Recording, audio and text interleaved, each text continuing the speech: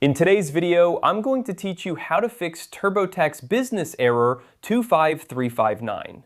This error can be quite a hassle, but don't worry, I'm here to guide you through some simple steps to resolve it and get you back on track. First things first, let's head over to TurboTax Online 2025. It's important to ensure you are on the correct version, as updates and features can vary between editions. Navigate to the TurboTax website and log into your account. Once you're logged in, make sure that all your account information is up to date and accurate. Double-checking your entries might seem tedious, but incorrect information can sometimes trigger errors.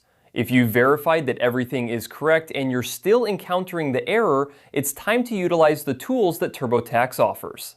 Click on the Help option within the application. This will open up a variety of support resources provided by TurboTax designed to assist with common issues such as error 25359. Next, I recommend using TurboTax's AI Assistant. The AI Assistant is a powerful tool that can provide real-time support and guide you through troubleshooting steps specific to your error. It's like having an expert by your side guiding you through each step.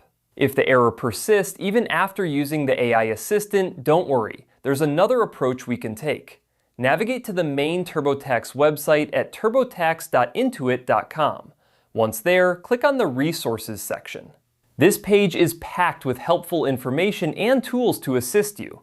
From the Resources page, head to the TurboTax Support and Community area. This is a fantastic place to ask specific questions related to your error. You'll find the community of users and experts who have likely faced similar issues and can offer advice or solutions. Engaging with the community can provide you with insights and tips that you might not have considered. Additionally, joining the TurboTax community can be beneficial. Not only can you ask questions, but you can also access a wealth of information from other users who have previously resolved similar problems. It's a great way to feel supported and connect with others who understand what you're dealing with. By following these steps, you should be well on your way to resolving TurboTax Business Error 25359.